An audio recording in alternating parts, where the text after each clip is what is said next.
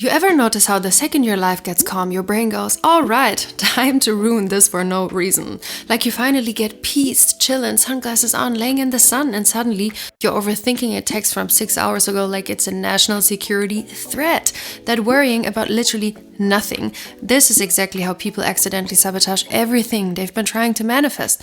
So let me show you how we can change that, because I've been there, trust me. Because that's only a pattern as well, and we can change that like a baby's diaper, so let's go. Let's do a quick imaginary journey. Imagine Tommy and Dina.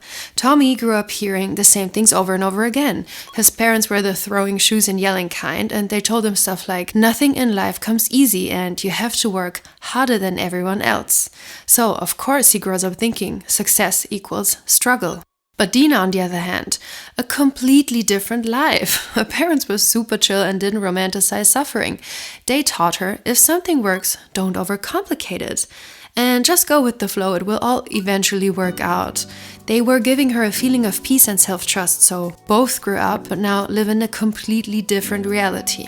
Dina and Tommy both want to have a peaceful relationship now, and they find a partner after all, but their relationships are super different. Tommy immediately turns it into a full-time stress event, like 24/7 stressing. His girlfriend eventually cannot deal with him breaking fights over literally anything, because he is overthinking everything and doesn't believe that he is a peaceful person that can be in a sweet relationship. He is convinced something will go wrong, because that's just the way it is. So he subconsciously behaves that way and causes problems, ultimately leading up to his girlfriend breaking up with him.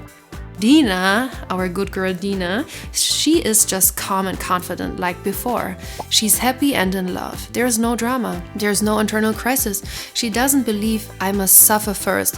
For her, it feels normal to have a person respecting her and being in love with her, since, that's just what she knows. Her life was calm before, so it's calm now. And now everyone looks at Dina like, she just got lucky. Her boyfriend is just one of those rare, super cute and nice guys. But that's not really true. She is not addicted to struggle, so she is not manifesting struggle. She's not subconsciously attracting it. So what does that have to do with me, you might ask yourself? Let me explain. Tommy, Dina, you and me, we all have brains. Brains that love to recreate what feels normal. Okay, let that sink in for a minute, because girl, this actually explains a lot. Be honest right now, you ever had things going too well and suddenly you feel uncomfortable, like, it's new to you, like everything is working out, that's new. And something you're not really used to, and then you start thinking, what's the catch? What's the catch? What's the catch? Yeah, this is your brain rejecting ease. Your brain ultimately wants to keep you safe, It does not care about happiness. Your brain, stuck, feels safe. Your brain's job is not joy, it's survival. And survival means predictable. Same patterns, same outcomes, same story. Your brain doesn't want progress. It wants predictability. It would rather keep you stuck and safe than free and uncertain. It prefers familiarity because then it knows what will happen next. So it knows how to keep you safe. Ultimately, we still are the OG Neanderthal men walking around, and our brain really wants to know where the lion is hiding so that it can help us.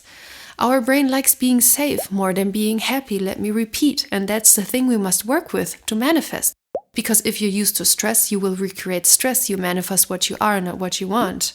And this is where manifestation completely breaks for most people. Because on the surface, you're doing everything right, like you're doing all the techniques, the visualizing affirmation stuff, You're doing all the techniques on the outside, trying to attract better things in the outside, but internally, you're still calibrated to struggle.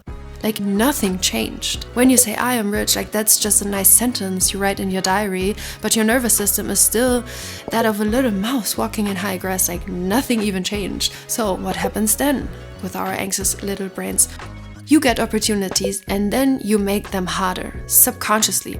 You get peace and then call it boring, and then you get something good and you somehow push it away. You get what I mean? You just destroy your own manifestation because of your anxious brain. And you don't even realize you're doing it because of course that's happening on a subconscious level. Quick reality check. You ever met someone who says they want a healthy relationship, but then somehow when they finally get one, they just say something like, I don't know, it's just not exciting. What they really mean by that is, it's peaceful and I don't know how to handle that. Same with money, of course. People say they want more money, they want a lot of money, but the moment things stabilize, the moment they get money, something always happens, like they get unexpected expenses or they make weird decisions and then the money just disappears. And then they be like, the universe is testing me. No, bro, you're testing yourself. You are resetting yourself back to what feels normal to you. You know how it feels to be broke, so your brain rather wants you to be broke again than to change your bank account because that's scary for the brain. That's dangerous because whatever you've emotionally experienced the most becomes your baseline. Which is sad, honestly, because of course everyone is dealt different cards. And if you have parents like Tommy's, you have to work first to change your subconscious beliefs about things and change your baseline to relaxed Nepo baby that knows everything will be fine eventually. That's our goal. So, your baseline is manifesting for you, not your affirmations.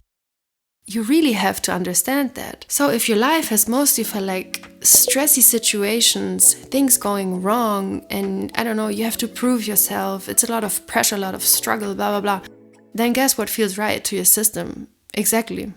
More of that. You will manifest more of that. And anything outside of that feels wrong. We really have to be honest with ourselves now because most of us really have a struggle kink, in my opinion, because society loves to teach us like Tommy's parents did. So a lot of people secretly believe if it wasn't hard, it doesn't even count. Be honest, you also think you need to hustle. You think you need to master all of those manifestation techniques, but in reality, we all just need to chill and really believe in ourselves and change our inner state of mind, our baseline, because that's the manifesting generator. That's our baseline, okay? Not our actions. Because when we don't change that without realizing it, we make our lives harder on purpose, obviously not consciously, but through our decisions that are based on our subconscious baseline and our reactions and habits. Because then we will overcomplicate simple things and we will doubt good opportunities, and then we will have the audacity to call it life being difficult. But meanwhile, we are the ones turning it into a boss fight. That's like playing a game on easy mode and manually increasing the difficulty because you feel guilty winning. Make it make sense. But now, hear me out. Let's change that. If struggle is something you learned, ease is something you can learn too. At first, of course, it's gonna feel weird because ease feels like nothing. And our brain thinks that's boring and not fitting and even dangerous. But that's the part which is dangerous for our manifestation skills because now you start seeking excitement again. And where do you find it?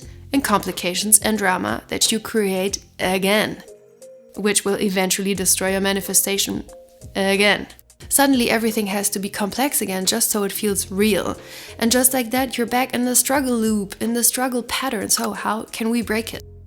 It's not that crazy actually. It's honestly way simpler than people expect, but also way more uncomfortable because of course it's really living deep down in our subconscious mind. But we have to get used to doing nothing. We have to get used to feel ease because we want to live as the person who already has our manifestation, and that version of us is chilling right now.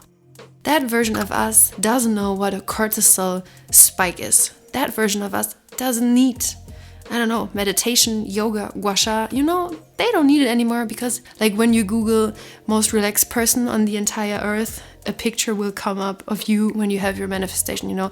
That's the level of chillness we want to aspire.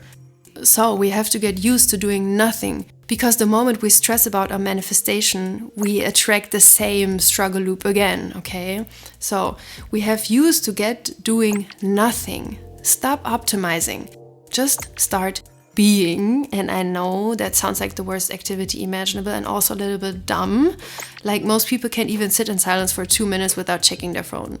Bro, nothing happened. You're just uncomfortable with stillness, and that's a problem because stillness is where ease lives.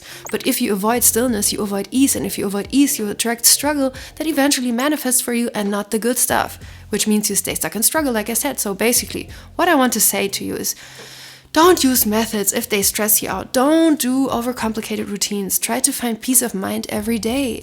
That's also detaching from the manifestation outcome. Just sit once in a while and not do anything. And I know I have ADHD, so I know it's not easy. Like, turn the music off, just sit there, meditate, let your mind rest. And at first your brain is gonna go crazy, but you have to ignore it, because what you're actually doing is recalibrating your system. You're teaching yourself that being calm is safe. And once that clicks, everything can change. Okay, so you also can meditate, like I said. You even have to, I would say, to calm your nervous system, to help convince your brain that it's actually perfectly fine to be relaxed. Because when things go well, you don't sabotage it anymore then. When something good shows up, you don't push it away. You allow it, and you simply just live in ease and relaxation then. And that's where manifestation actually starts working. That's where the manifestation lives, on the other side of being addicted to struggle, on the other side of being addicted to feeling shame, guilt, and whatever else. You really have to be honest right now and observe yourself from the outside and take a look, like, where am I addicted to struggle? What loops do I recreate? What struggle loops do I see in my lives repeating themselves? Like, which patterns are actually destroying my manifestation progress, and what limiting beliefs are there? Okay? Because when you change that, that's like when manifestation actually starts working, when you chill out. And I know that sounds like the worst advice ever. Just relax. But it's kind of real. Because if we don't change that, we're gonna live the same pattern again and again and again and again. So just chill, because I think your dream life might already be trying to show up, but you cannot see it because you're stressing out and you keep rejecting it because it feels too easy or too strange. Don't be the person who fumbles their own life because it didn't come with enough struggle. We don't want to live life as Tommy. We want to live life as Dina. So thank you so much for watching. Let me know if you want in the comments what your struggle pattern is. If you don't want to do it, don't do it, obviously. And thank you so much.